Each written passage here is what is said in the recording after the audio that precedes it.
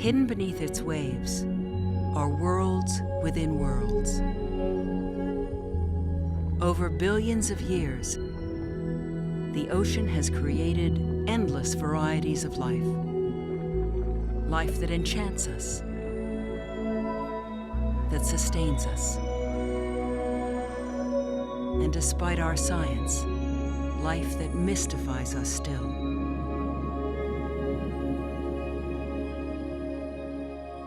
The oceans are an incredible place, full of the most amazing kinds of life. Life that you could never imagine really working. Things that if somebody just thought of them and showed them to you, you'd think, that's ridiculous. Nothing like that could ever live. But it does. In 35 years of diving, it's quite a picture. I've spent my life on the bottom of the ocean with black sea bass. I've seen white sharks underwater. I've been in schools of bait that would be so big that they will dark out the sun. I can only hope that the ocean maintains that vitality. It's an incredible place of mystery, and it's something that's beautiful beyond description. People rely on the oceans in so many ways. Some ways are obvious, like food, recreation, transportation. They clean our shores. They protect our coastlines from storms. The oceans regulate climate and provide the world with most of its oxygen. But we are now certain of one awesome fact. The ocean's power to create life is rivaled by our own power to destroy it.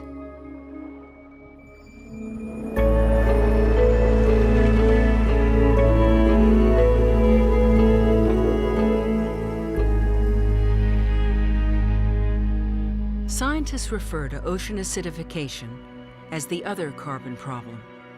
The first, of course, is global warming. People have heard about global warming for years, but it's only over the past 5 years that experts really understood that the carbon dioxide is causing a problem for the oceans as well. And what's worrisome is it hasn't even been on our radar.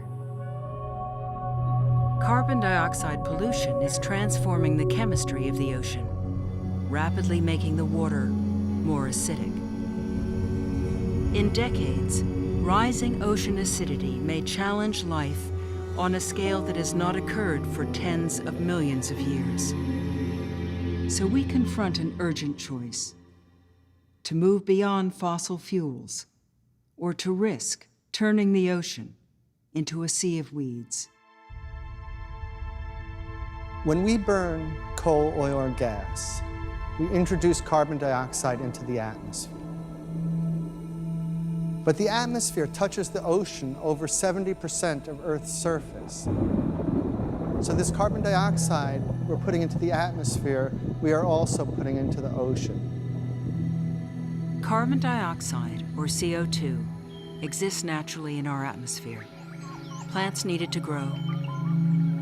Animals exhale it in every breath.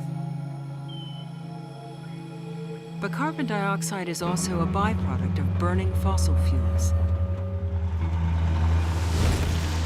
And in large amounts, it is a dangerous pollutant. Since the Industrial Revolution, the ocean has absorbed roughly 1/4 of the carbon dioxide produced by burning fuels. Scientists once thought this beneficial. After all, that carbon dioxide would otherwise accelerate global warming. But what happens when so much carbon dioxide, 22 million tons of it each day, mixes with ocean water? In terms of chemistry, the answer is simple. It becomes an acid.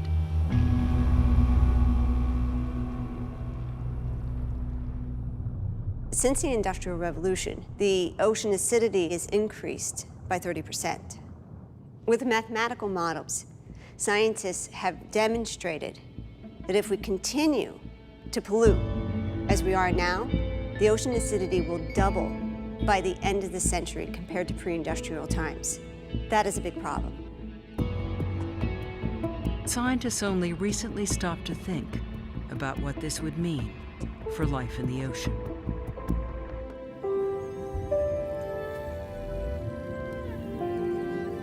Thousands of ocean species build protective shells to survive. Some are so prolific, they can be seen from space. These organisms create their shells, which can be paper thin, by drawing certain molecules from the water around them. But rising acidity depletes those molecules. So by removing the essential building block for shell formation, it's making the organisms work a lot harder to build their shells, and that means they have less energy to get food, they have less energy to reproduce, and eventually the organism can no longer compete ecologically. The surprise is how sensitive some marine organisms are to this increased acidity from carbon dioxide. And when acidity gets too high, shells dissolve.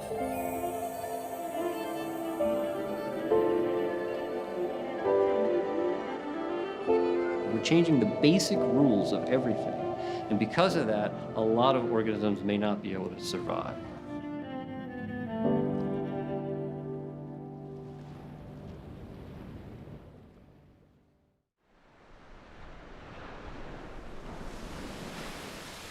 Already, we've seen water showing up off the coast of Northern California that's acidic enough to start actually dissolving seashells. It's thought that this kind of corrosive water showing up will become more and more common. Most of the west coast of North America's shellfish, that's Dungeness crabs, lobsters, mussels, oysters, sea urchins, shrimp, all those life forms are at risk. By mid-century, if we continue emitting carbon dioxide the way we have been, entire vast areas of both the Southern Ocean and the Arctic Ocean will be so corrosive that it will cause seashells to dissolve. Scientific models show that in just a few decades, we will profoundly alter the ocean's chemistry.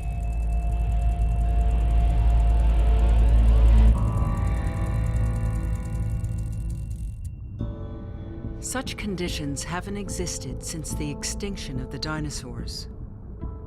Recreating those conditions so quickly could leave many ocean animals unable to adapt. What if shellfish could no longer build shells? Would they cease to exist? Perhaps. Shelled creatures such as corals and plankton play a key role in the ocean food web. Pteropods are a kind of plankton that live all around the world and in great abundance in polar waters. Pteropods are especially vulnerable. Okay. Should I focus in that? Yeah, maybe Right in there. We're looking at pteropod shells, which are planktonic snails with a calcium carbonate shell that we collected from Antarctica this past winter. And you can see it looks like there's this lip where it may have already started to dissolve and kind of curled over, because that's what it looks like when it dissolves. It kind of melts, almost like a candle and wax melting. The shell thickness along the leading edge right here is less than 1 micrometer thick. These are the thinnest pteropod shells I've ever seen. There's growing alarm that higher acidity will extinguish creatures like pteropods that are a basic food source for fish.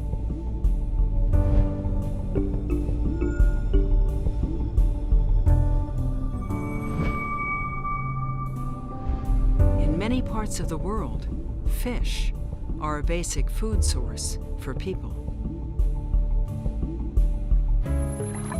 So you can't just worry about the big things in the ocean, you have to worry about what they eat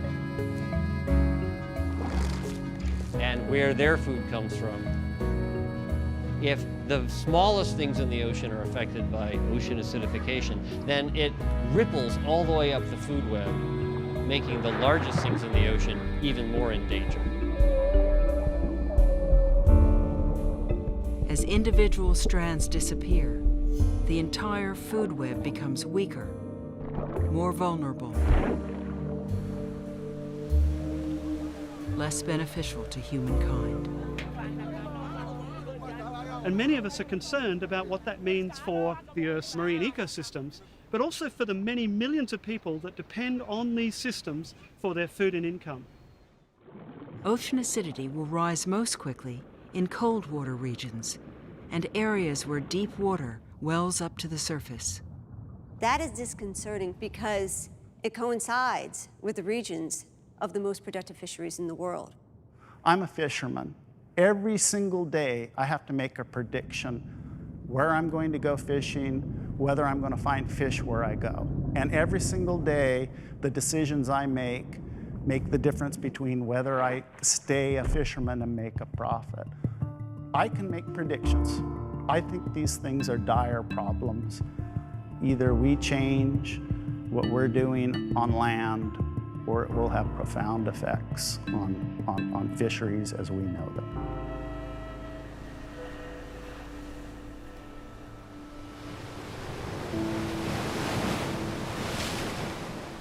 Marine life that might withstand warming temperatures or rising acidity may succumb when confronted by both. Coral reefs already struggle to survive in warming waters. Rising ocean acidity puts them in double jeopardy. We know that coral reefs are particularly sensitive to ocean acidification, and the reason for that is that corals are unable to form their skeletons as quickly as they used to, and reefs are starting to crumble and disappear. We may lose those ecosystems within 20 or 30 years. And in those structures live an estimated 1 million species. 1 in every 4 species in the ocean lives on a coral reef. We've got the last decade in which we can do something about this problem. But it's very, very clear that if we don't start to deal with it right now with very, very stern cuts to emissions, we are going to condemn oceans to an extremely uncertain future. We're really in the last decades of coral reefs on this planet for at least the next, say, 1+ million years, unless we do something very soon to reduce CO2 emissions. We're moving from a world of rich biological diversity into essentially a world of weeds. Today, we're in a really remarkable history of the ocean. 100 years ago, it was inexhaustible. You couldn't touch it, you couldn't harm it. In 100 years, it might be dead. When people say it was high CO2 100 million years ago, so we have nothing to worry about, that high CO2 was achieved over a slow process of millions of years. And if we achieve high CO2 over millions of years, the Earth will be able to handle it. If we achieve high CO2 over decades, the ocean is in big trouble. Earth is the only planet we know of where life exists. To understand our own actions, we sometimes need to view them in a larger context. Planet Earth was formed 4.5 billion years ago. 3.5 billion years ago, life began. 250 million years ago, dinosaurs appeared. And 200,000 years ago, Homo sapiens. Within that framework, human civilization is brand new. Our industrial society, but an instant. Yet in that instant, we have altered the course of nature. We have heated the Earth's surface, acidified its oceans, and consumed much of its natural habitat. Now, something extraordinary looms. A mass extinction of animals and plants, caused not by volcanic eruption or the collision of a meteor, but by the actions of one species, ours. If we destroy these ecosystems, it will take millions of years for them to recover. It's as if somebody, just because they had the ability to do it, decided to run through the Metropolitan Museum with a knife, slashing the great paintings of the world. We have created this problem. We should be able to solve it. The ocean, after all, is resilient. Given the chance and enough time, it can heal itself. So how can we give the ocean that chance? Marine protected areas, like national parks in the sea, shelter ocean life from industry and development. Sustainable fishing practices allow fish stocks to regenerate. The ocean can better defend itself against rising acidity and temperature if its systems are healthy. To make the oceans more resilient to these changes, we need to do a better job of keeping the oceans healthy. That means restoring depleted fish populations, establishing marine protected areas all around the globe, and reducing pollution, particularly nutrient pollution, in the coastal zones. Solving those local problems gives those ecosystems a chance to survive, a chance to make it through while we solve the global problem. We know how to solve the local problems of marine ecosystem health. We know how to solve the global problems. The question is, will we?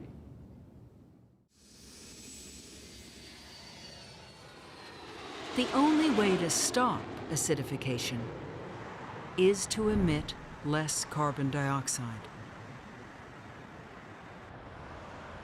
Our Industrial Revolution began more than 2 centuries ago.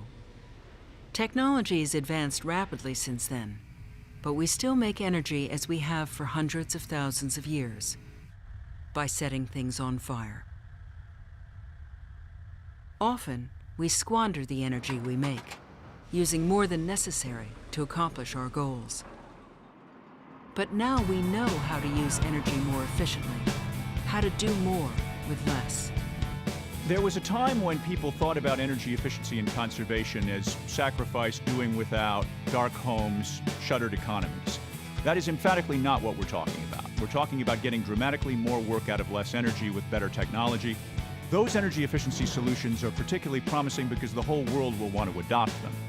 If we take that initial step, we will also, in addition to reducing carbon pollution, have the very welcome dividend in the form of economic stimulus because we'll be reducing energy bills. We know how to capture energy cleanly from sunlight, wind, tides, and the heat of the Earth's core.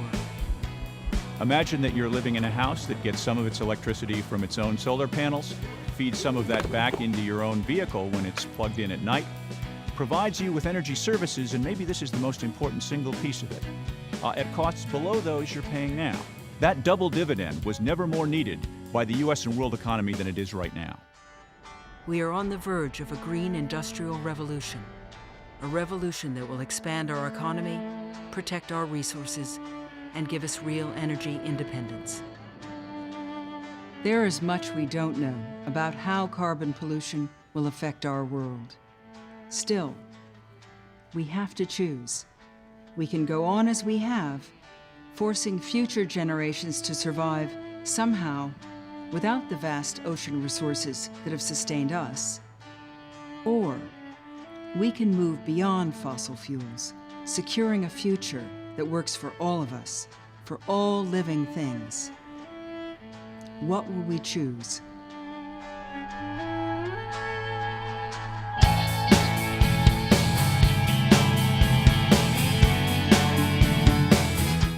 You're not going to use this, I'm going to just say it though.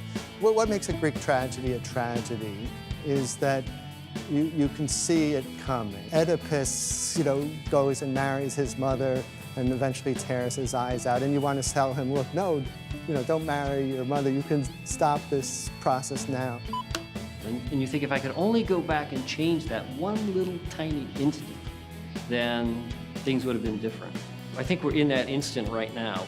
We sit by feeling almost helpless because we see this unraveling leading to its tragic end.